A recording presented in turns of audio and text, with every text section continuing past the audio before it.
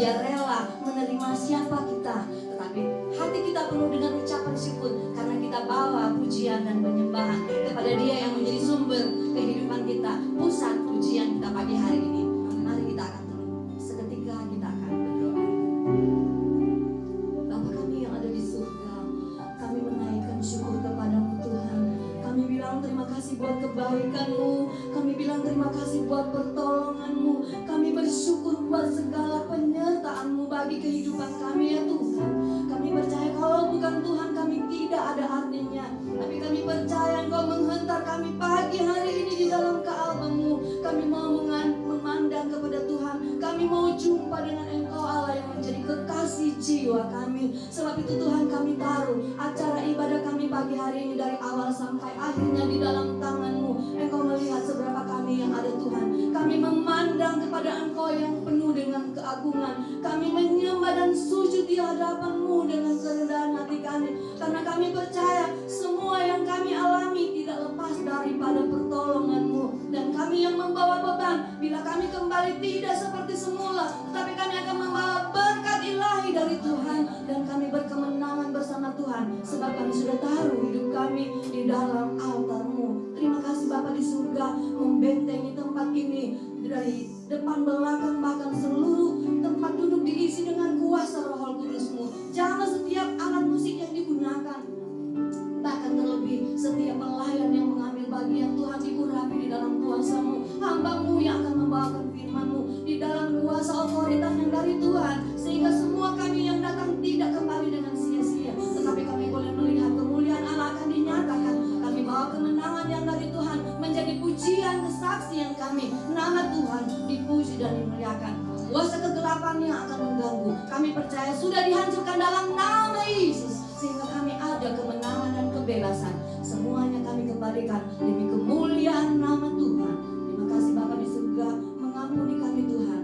Ini doa kami yang menjadi mohonan kami di dalam nama Tuhan Yesus, yang menjadi juru selamat kami kekal selama-lamanya. Haleluya. Semua katakan amin. Shalom. Puji Tuhan, kita akan membawa hati kita dalam puji Tuhan. Kita akan tinggikan Dia, Allah yang baik, Allah yang mengasihi kita, Allah yang menyayangi kita.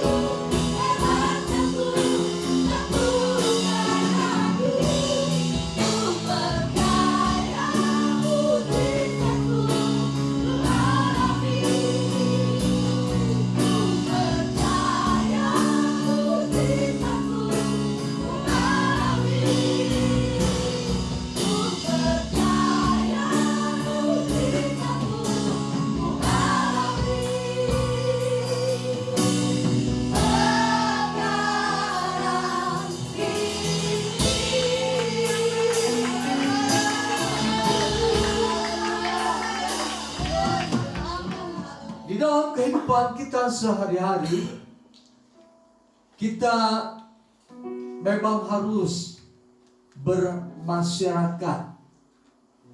Kita harus bergaul dengan orang-orang sekitar kita, tanpa memandang dari mana dan siapa mereka. Tetapi dalam pergaulan itu harus kita memiliki batas-batas tertentu ketika kita bergaul. Artinya janganlah bergaul seperti orang fasik. Bahkan lebih dari itu, janganlah bekerja sama dengan orang fasik. Sebab bekerja sama dengan orang fasik memunculkan murka Allah terhadap diri kita. Kitab 2 Tawarik pasal 19 ayat 1 sampai dengan yang ketiga. Saya undang sidang jemaat untuk berdiri dan kita akan baca secara bersama-sama. Silakan jemaat baca terlebih dahulu, kemudian nanti saya akan baca dalam edisi yang baru. 1, 2, 3. Yosafat raja Yehuda pulang dengan selama ke istananya di Yerusalem. Ketika itu Yehu bin Hanani melihat itu, pergi menemuinya dan berkata kepada Raja Yosafat, "Sewajarnyakah engkau menolong orang fasik dan sahabat dengan mereka yang membenci Tuhan? Karena hal itu Tuhan murka terhadap engkau. Namun masih terdapat hal-hal yang baik padamu, karena engkau menghapuskan tiang-tiang berhala dari negeri ini dan mencari Allah dengan tekun." Saya akan bacakan dalam edisi yang baru. Yosafat raja Yehuda pulang dengan selamat ke istana di Yerusalem. Yehu bin Hanani melihat itu, pergi menemuinya dan berkata kepada Raja Yosafat, "Wajarkah engkau menolong orang fasik dan bersahabat dengan mereka yang membenci Tuhan? Karena hal itu Tuhan murka terhadap engkau. Namun masih ada hal-hal baik padamu, karena engkau menyingkirkan tiang-tiang berhala dari negeri ini dan mengarahkan hatimu untuk mencari Allah." Puji Tuhan, silakan duduk. Suatu ketika Yosafat raja Yehuda berkunjung kepada raja Israel yang bernama Ahab. Mereka berbicara tentang pemerintahan, mereka berbicara tentang kehidupan rakyat yang ada di wilayah kerajaan mereka masing-masing. Kemudian pada saat pembicaraan sedang berlangsung, Ahab berkata, "Mari kita kerjasama. Kita akan menaklukkan sebuah kota yang ada di negara Aram, yaitu Ramot Gilead." Kamu berbicara tentang menaklukkan, berarti Ahab memiliki pemikiran bagaimana dia bisa mencaplok daerah yang dimiliki oleh kerajaan Aram. Ahab dikatakan mengambil hak milik orang lain. Dengan cara apa? Dia mau membunuh rakyat yang ada di kota Ramot Gilead. Dia mau membinasakan masyarakat yang ada di kota Ramot Gilead. Bukankah ini merupakan satu bentuk karakter yang ada di dalam diri setan, bahwa dia datang untuk mencuri, membunuh, dan membinasakan? Karakter yang ada di dalam diri Ahab inilah yang oleh pelihat Yehu bin Hanani dikatakan Ahab adalah orang fasik. Jadi orang fasik memiliki kecenderungan untuk tidak mengikuti perintah Allah. Dan dari kehidupan yang fasik itu timbullah kefasikan di dalam dirinya, yaitu menganiaya, membunuh, membinasakan orang yang tidak berdosa. Saudara yang kasih dalam nama Yesus Kristus, pada saat Ahab dan Yosafat bekerja sama. Mereka maju ke medan peperangan. Di medan peperangan terjadi hal yang luar biasa. Pada akhirnya Ahab mati dalam peperangan itu. Nah, saudara yang kasih dalam nama Tuhan Yesus Kristus, Ahab dikatakan dalam 2 Tawarik pasal 19 ayat yang kedua, wajarkah engkau menolong orang fasik? Ahab dikatakan sebagai orang fasik karena Ahab kenal Tuhan, tetapi dia tidak peduli terhadap Tuhan. Dia meninggalkan perintah-perintah Tuhan. Lalu dia menyembah berhala, menyembah dewa Baal. Itulah yang menjadikan Ahab dikatakan sebagai orang fasik. Nabi Elia berkata kepada Ahab, engkau orang fasik, sebab engkau telah meninggalkan perintah-perintah Tuhan dan menyembah dewa Baal. Ketika seseorang meninggalkan perintah Tuhan dan beralih menyembah kepada sesuatu yang bukan Tuhan, dikatakan sebagai orang fasik. Ketika seseorang meninggalkan perintah-perintah Tuhan, Alkitab katakan dia adalah orang fasik. Ada pengertian umum. Fasik artinya kehidupan seseorang dalam kehidupannya sehari-hari dan dengan tanpa agama, serta secara terang-terangan menentang Tuhan. Itu adalah istilah daripada kata fasik.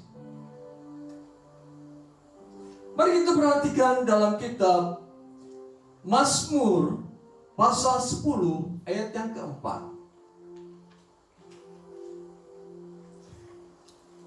Demikian dikatakan di dalam kitab Mazmur pasal 10 ayat yang keempat. Kata orang fasik itu dengan batang hidungnya ke atas, Allah tidak akan menuntut.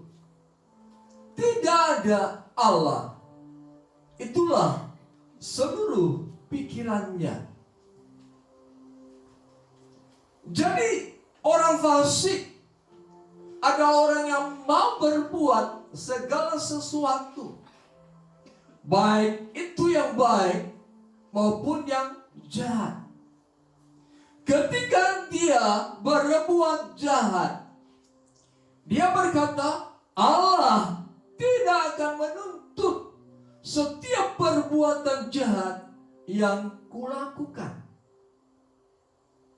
Oleh sebab itu mereka kadang-kadang berkata, tidak apa-apa berbuat jahat kalau itu menghasilkan uang. Tidak apa-apa berbuat jahat sekalipun nyawa orang lain menjadi hilang. Yang penting dari kejahatan itu aku memperoleh uang. Dari kejahatan itu aku memperoleh harta benda. Allah tidak akan menuntut perbuatanku. Oleh sebab itu pada masa saat ini seringkali manusia berbuat yang di luar batas-batas kebaikan, batas-batas moral. Mereka melakukan kejahatan dan tidak pernah bertobat, selalu berbuat berbuat jahat dan berbuat jahat. Sudah masuk dan sudah dinilai oleh orang-orang lain, dia adalah seorang jahat, tetapi tidak pernah bertobat. Di dalam hatinya hanya satu yang ada. Allah tidak akan menuntut segala perbuatannya. Itulah orang fasik. Kemudian pemazmur katakan, orang fasik berkata, tidak ada Allah. Padahal dengan jelas bumi dan segala isinya diciptakan oleh Allah. Jadi mereka menyangkal adanya Allah di dalam dunia ini. Mereka meniadakan Allah yang menciptakan langit dan bumi. Itulah orang fasik. Ayat 13. Mengapa orang fasik menista Allah dan berkata dalam hatinya, engkau tidak akan menuntut. Orang fasik dalam kehidupannya selalu menista Allah, selalu merendahkan derajat Allah, selalu menghina Allah, selalu menghujat Allah, atau di dalam bahasa lain dikatakan mendurhaka terhadap Allah. Ahab dikatakan sebagai raja yang fasik.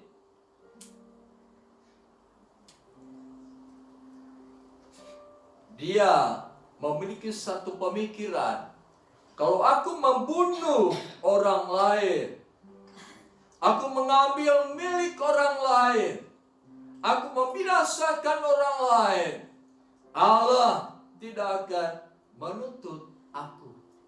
Sebab tidak ada Allah di bumi ini, yang ada hanya dewa Baal. Saudara yang kasih dalam nama Tuhan Yesus Kristus, kita perhatikan kitab Roma pasal 1 ayat 28.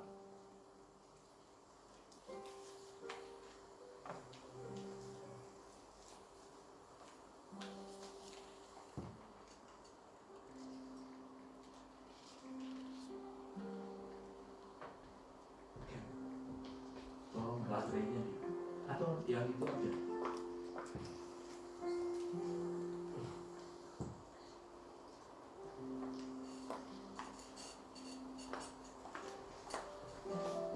Pak Toto, Iya.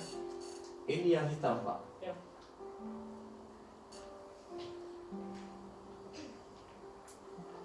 Roma 1 ayat 28. Orang fasik tidak merasa perlu untuk mengakui Allah. Jadi Ahab dikatakan sebagai orang fasik karena dia tidak mau mengakui Allah Israel. Dia mau mengakui Baal sebagai dewa yang harus disembah. Kemudian kita perhatikan kitab Yudas. Kitab Yudas sebelum kitab Wahyu.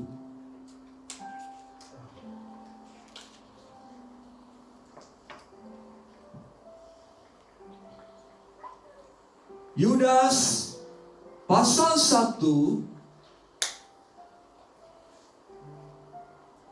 ayat yang keempat. Inilah yang disebut dengan orang fasik. Sebab ternyata ada orang-orang tertentu yang telah menyusup di tengah-tengah kamu, yaitu orang-orang yang telah lama ditentukan untuk dihukum. Mereka adalah orang-orang fasik yang menyalahgunakan anugerah Allah kita untuk melampiaskan hawa nafsu mereka dan menyangkal satu-satunya penguasa dan Tuhan kita, Yesus Kristus.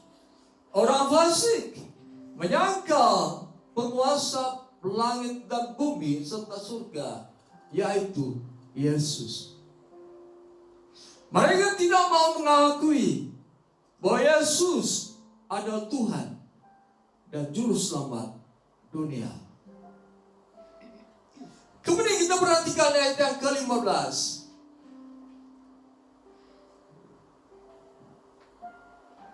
Demikian dikatakan firman Allah, hendak menghakimi semua orang dan menjatuhkan hukum atas orang-orang fasik, karena semua perbuatan fasik yang mereka lakukan dan karena semua kata-kata nista yang diucapkan orang-orang berdosa yang fasik itu terhadap dia. Jadi orang fasik selalu menista Allah. Dengan menista Allah, dia pikir akan banyak orang yang mengikutinya. Dengan menista Allah, akan banyak orang yang menjadi pengikutnya.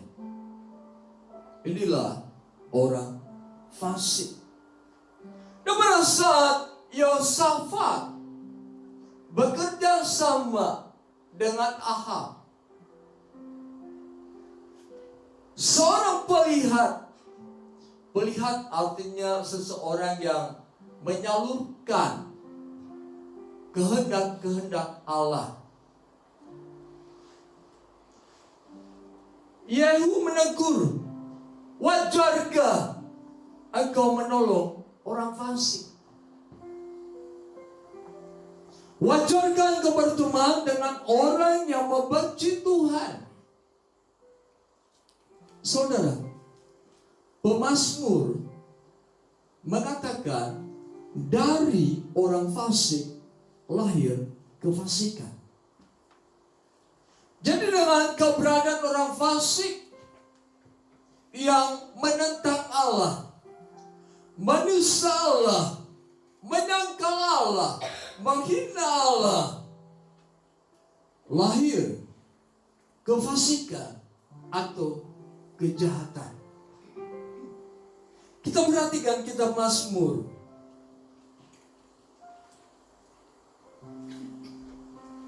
Mazmur pasal 37 ayat 9 sampai dengan yang ke-10.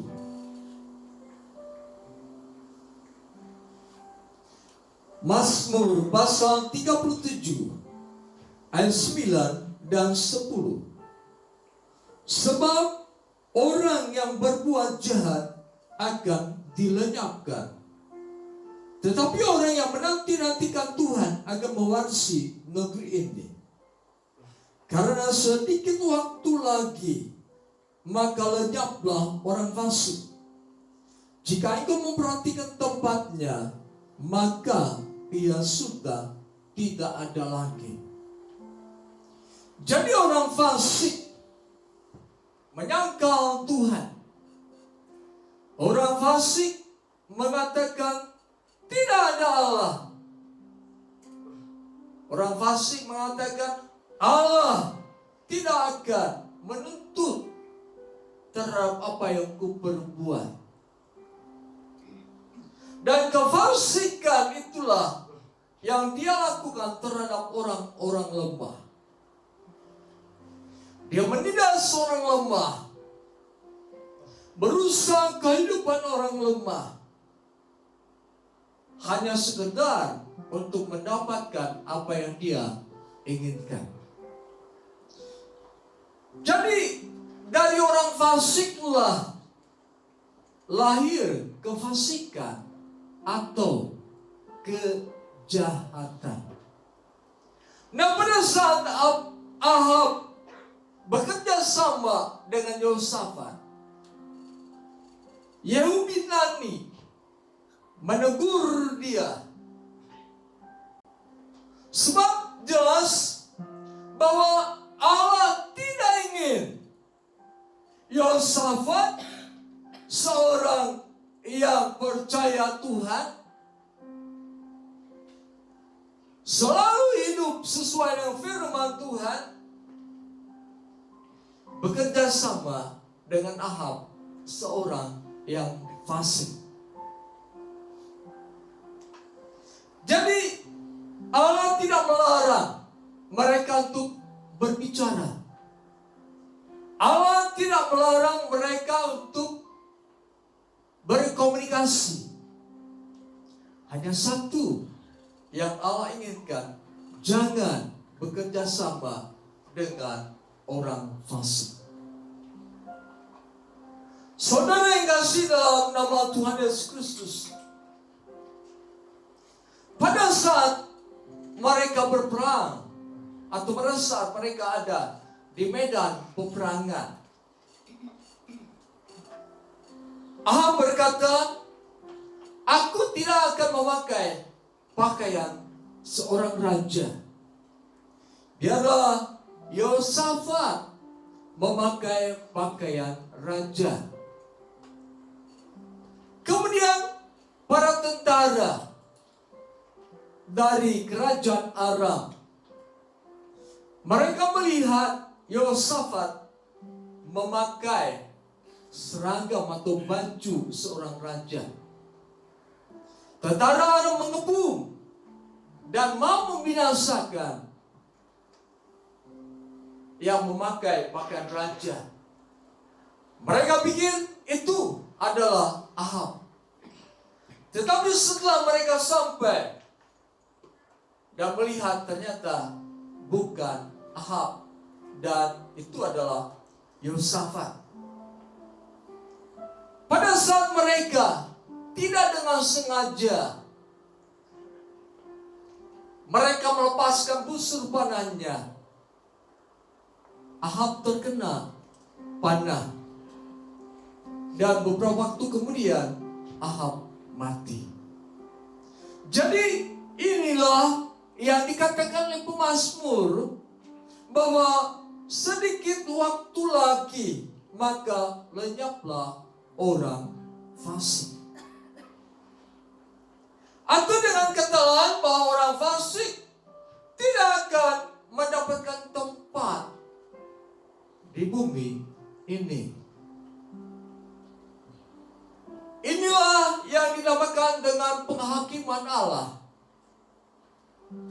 Seringkali manusia berkata bahwa penghakiman Allah akan terjadi setelah manusia meninggal dunia. Penghakiman Allah akan terjadi pada saat nanti setelah dunia kiamat. Tidak. Penghakiman Allah terjadi juga pada masa-masa sekarang. Seperti Ahab, seorang fasik, tidak mau menyembah Allah, perbuatan-perbuatannya yang merusak, menganiaya, membunuh orang-orang lain, Allah menghukum Ahab dengan kematian dalam peperangan. Yosafat juga sebenarnya dia menghadapi satu keadaan di mana Allah sedang menghukum dia. Pada saat tentara Aram mengepung dia, ternyata yang menjadi penyebab mengapa tentara Aram mundur, tidak jadi membunuh Yosafat, karena Allah yang menyuruh tentara Aram mundur, sehingga Yosafat tidak dibunuh. Nah, saudara yang kasih dalam nama Yesus Kristus, jadi kefasikan yang terjadi di dalam dunia pada saat-saat ini, dan orang yang melakukan kefasikan diperhatikan oleh Allah. Apapun yang mereka perbuat diperhatikan oleh Allah. Dan firman Allah, pemazmur mengatakan, ada waktunya bagi mereka dikatakan sedikit waktu lagi. Oleh sebab itu, saudara yang kasih dalam nama Tuhan Yesus Kristus, bermasyarakat satu hal yang harus kita lakukan. Tetapi dalam bermasyarakat itu kita harus mengetahui dengan siapa kita bermasyarakat. Dan kalau kita meningkat lebih jauh bekerja sama dengan orang lain, perhatikan apakah mereka orang fasik atau bukan. Sebab Allah tidak mengenaki persekutuan yang demikian. Bersekutu dengan orang yang membenci Allah, bersekutu dengan orang yang menista Allah, bersekutu dengan orang yang mengatakan tidak ada Allah, bersekutu dengan orang yang menyangkal Allah. Allah tidak menginginkan itu terjadi dalam kehidupan orang yang percaya kepadanya. Mengapa Allah menegur Yehosafat yang bekerja sama dengan Ahab? Sebab kefasikan itu merupakan satu roh yang bisa menular kepada yang lain. Artinya seseorang yang fasik, ketika dia berkata, ketika dia berbuat, ada roh yang mengikutinya, sehingga orang yang mendengar dan melihatnya bisa terbawa untuk menjadi orang fasik. Saudara yang dikasihi dalam nama Yesus Kristus, bekerja sama dengan orang fasik, Allah tidak menyukai hal tersebut. Sebab jelas bahwa Allah mengajarkan, kasihlah Allah dengan sepenuh hati, sepenuh jiwa, dan sepenuh kekuatanmu. Dan kasihlah sesamamu manusia. Di dalam diri orang fasik tidak ada kasih kepada Allah. Di dalam diri orang fasik tidak ada kasih kepada sesama. Sebab ada karakter iblis di dalamnya. Dia datang untuk mencuri, membunuh, dan membinasakan. Kefasikan itu merupakan sesuatu yang akan menghancurkan kehidupan orang lain. Kefasikan itu juga akan menghancurkan dirinya sendiri. Kita perhatikan Yesaya pasal 9.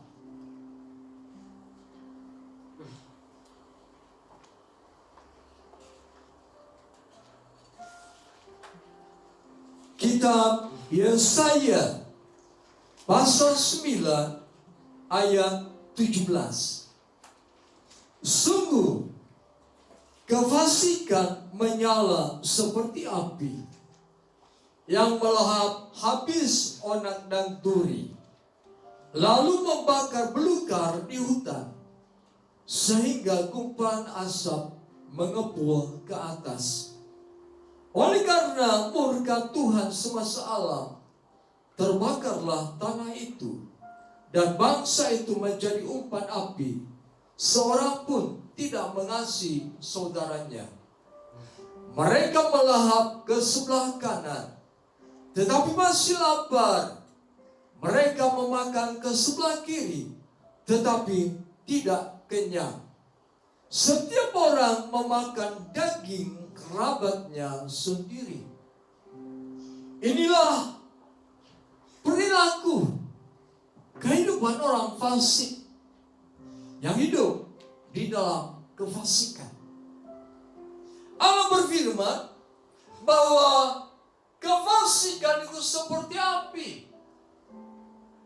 yang akan membakar kehidupan mereka yang hidup di dalam kefasikan. Allah berfirman, kefasikan itu menyala seperti api.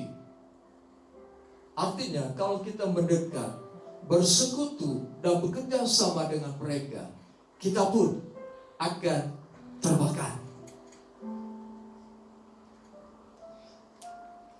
Di dalam bahasa lain, rahasia, adikia,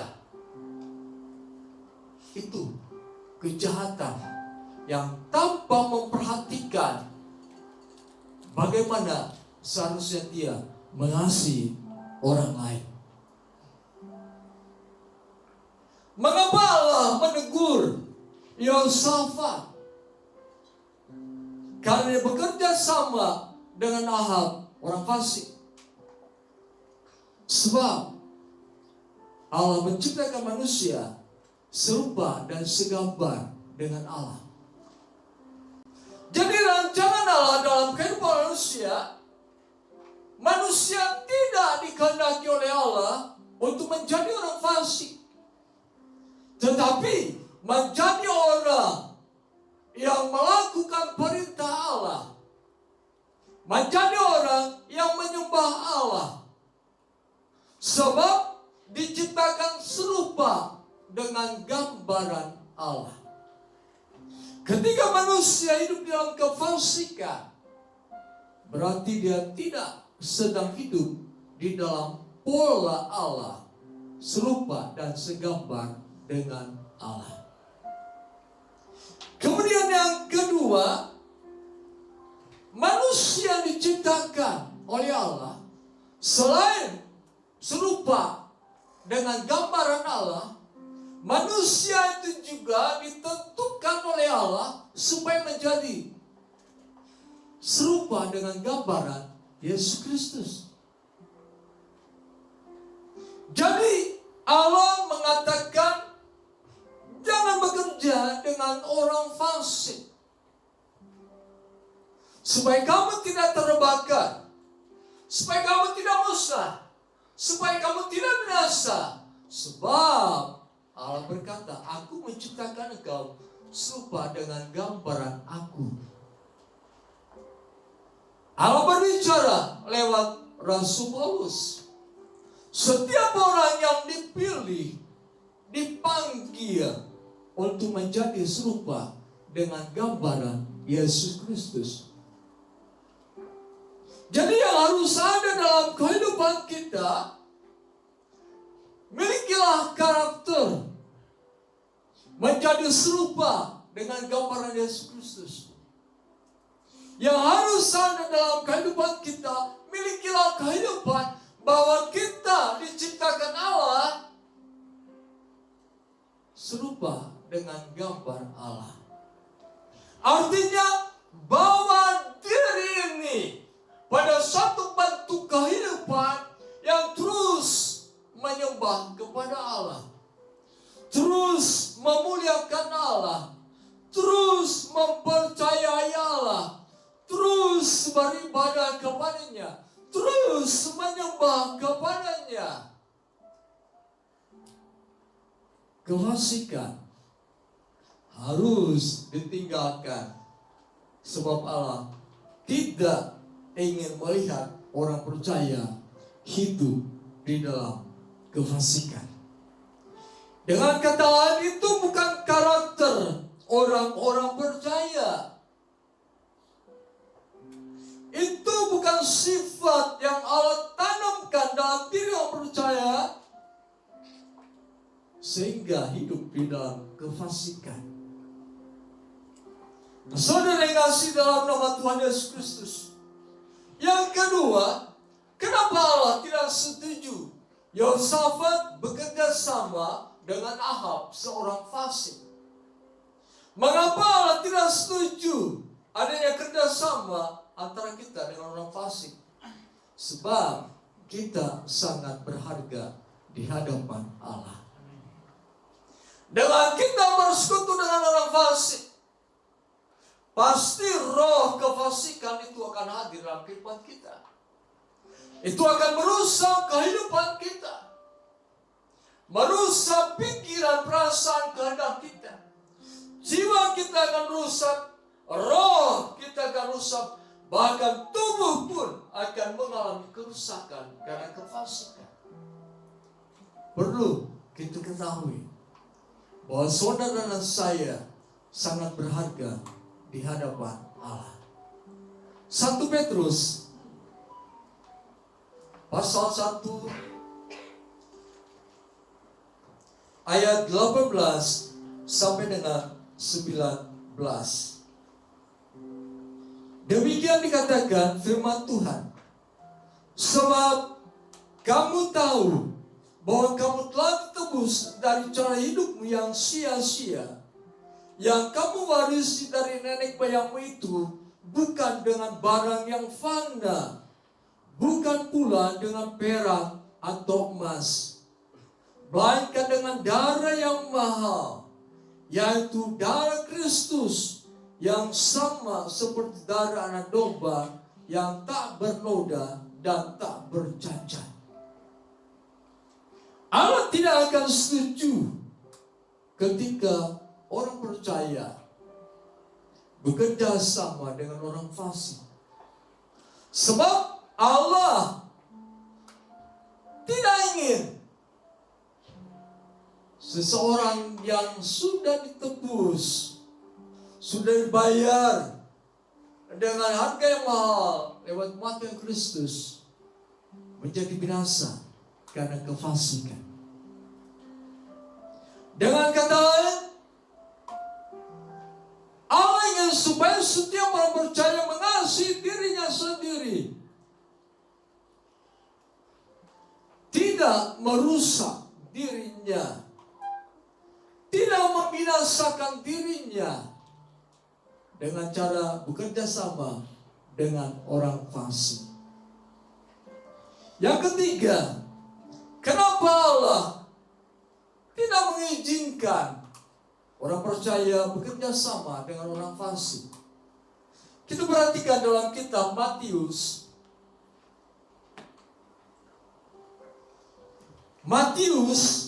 pasal 13 ayat 47 sampai dengan 50. Demikian dikatakan firman Allah, kerajaan surga itu juga seumpama jala besar yang ditebarkan di laut. Lalu terkumpullah berbagai jenis. Setelah penuh, jala itu diseret orang ke pantai. Lalu duduklah mereka dan mengumpulkan ikan yang baik ke dalam tempayan, dan ikan yang tidak baik mereka buang. Demikianlah juga pada akhir zaman, malaikat-malaikat akan datang memisahkan orang jahat dari antara orang benar, lalu mencampakkan mereka ke dalam tungku berapi. Di sanalah akan terdapat ratapan dan kertak gigi. Orang fasik melakukan kefasikan, kejahatan. Dan firman Allah katakan, ada masa mereka dipisahkan. Ada masa mereka dilemparkan ke dalam api neraka. Di sanalah akan terdapat ratapan dan kertak gigi. Yesus mati bagi saudara dan saya. Yesus mengampuni segala dosa dan kesalahan saudara dan saya. Yesus mengajar saudara dan saya dengan firman-Nya, dengan sabdanya. Supaya apa? Supaya kita kembali kepada rancangan Allah tentang mengapa kita diciptakan oleh Allah. Kita diciptakan segambar dan serupa dengan Allah.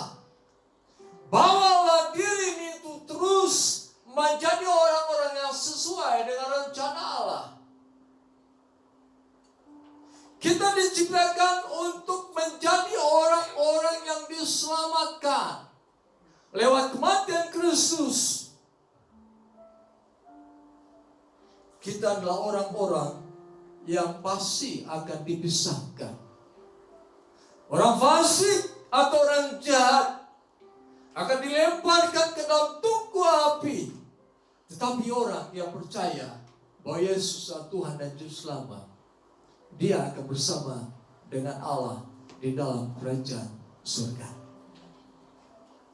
Jadi dengan kata lain perhatikan bahwa dalam kehidupan sehari-hari kita mempunyai kebebasan untuk bergaul dengan siapapun. Tetapi Allah menetapkan batas yang harus kita ikuti. Jangan bekerja sama dengan orang fasik. Sebab ketika berbicara roh kefasikan bekerja dalam kehidupan orang yang mendengarkan. Sebab pada saat kefasikan dipertontonkan, mata orang percaya melihat dan roh kefasikan itu bekerja lewat penglihatan. Bukankah Hawa bekerja sama dengan setan untuk memakan buah pengetahuan hal yang baik dan yang buruk?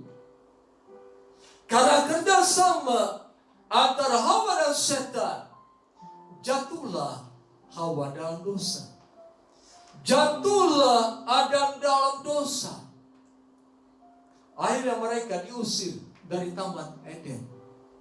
Inilah bentuk kefasikan yang terjadi pada saat dunia diciptakan Allah. Dalam kehidupan manusia pertama, ternyata kefasikan sudah ada. Karena setan adalah sumber kefasikan. Di dalam Yesaya pasal 14, di sana dikatakan tentang setan yang memberontak kepada Allah. Dia berkata, aku ingin menyamai Allah, aku ingin lebih daripada Allah. Ini berarti malaikat jahat atau setan tidak mau mengakui bahwa Allah itu ada. Setan tidak mau mengakui bahwa Allah itu nanti akan bertindak terhadap pemberontakan setan. Jadi, saudara yang kasih dalam nama Tuhan Yesus Kristus, mari, dengan siapa kita bergaul? Ada batas-batas tertentu yang harus kita perhatikan. Bergaullah dengan sesama manusia karena mereka diciptakan oleh Tuhan. Tetapi ingat, ada batas yang harus kita perhatikan. Upayakan tidak bekerja sama dengan orang fasik. Tetapi bekerja samalah dengan orang-orang yang dikatakan sebagai anggota tubuh Kristus. Sebab di sanalah panggilan Allah kepada kita menjadi satu tubuh di dalam Kristus. Mari saudara, kita perhatikan cara hidup kita. Sebab Yohanes katakan, Yesus berkata, aku akan membersihkan pohon anggur. Firman Allah yang baru kita dengar merupakan satu proses bentuk Allah sedang membersihkan kehidupan kita. Siapa yang akan membersihkan kehidupan kita? Allah dan firman-Nya. Sebab firman Allah itu benar, iya dan amin. Saya berbahagia ketika saya mendengar firman Allah yang menegur kehidupan saya. Saya mengucap syukur, itu merupakan Allah mengasihi saya. Allah ingin membersihkan kehidupan saya. Ketika seseorang dipakai oleh Allah untuk berbicara dengan saya dan menyebutkan tentang kelemahan saya mengucap syukur kepada Allah sehingga ada pemulihan dalam kehidupan saya. Segala sesuatu yang berasal dari Allah bermanfaat untuk mengajar, untuk menyatakan kesalahan, untuk memperbaiki kehidupan dan membawa seseorang pada kehidupan yang sempurna seperti Tuhan Yesus.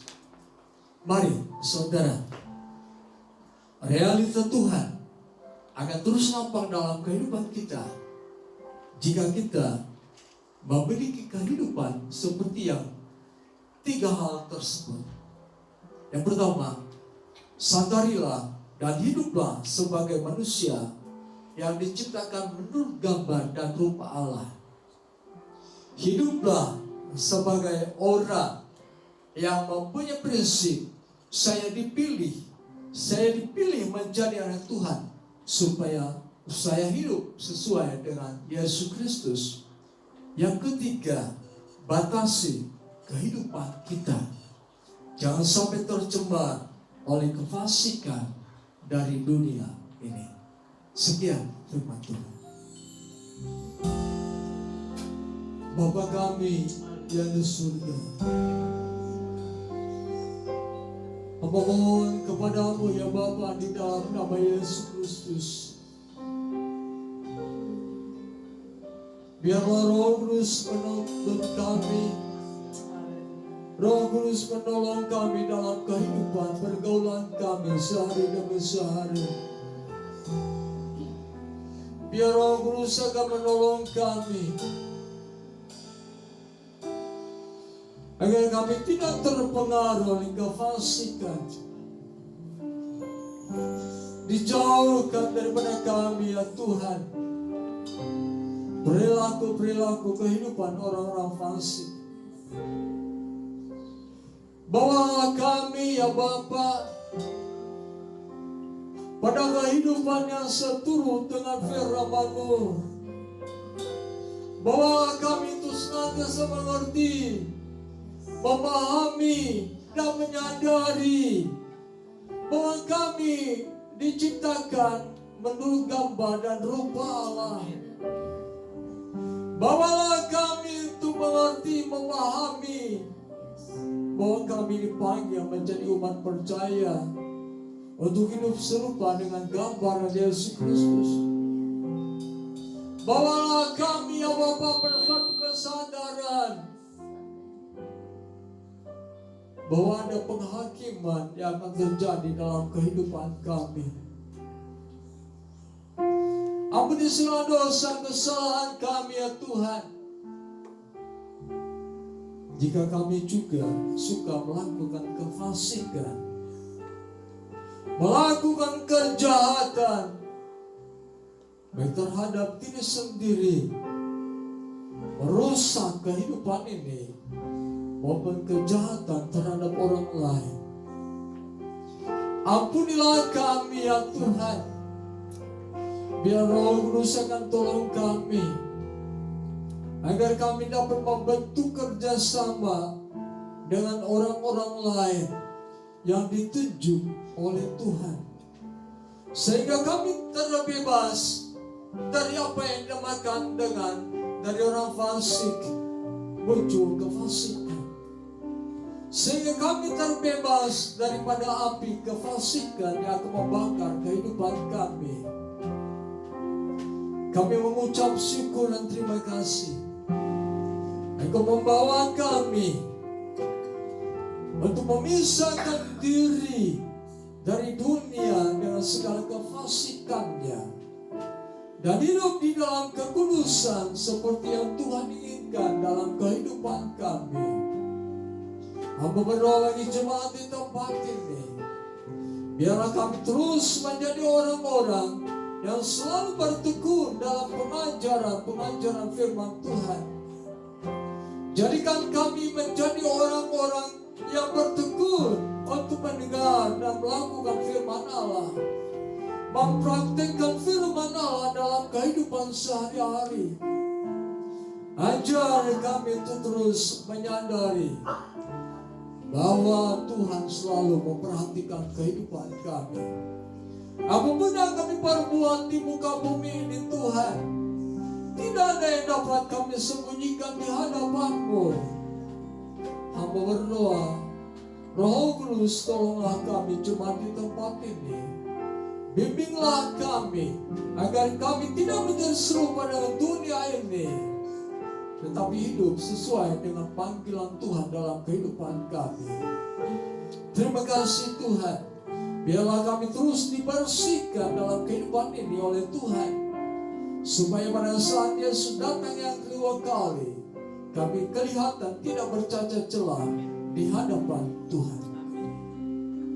Terima kasih, terpuji nama Tuhan.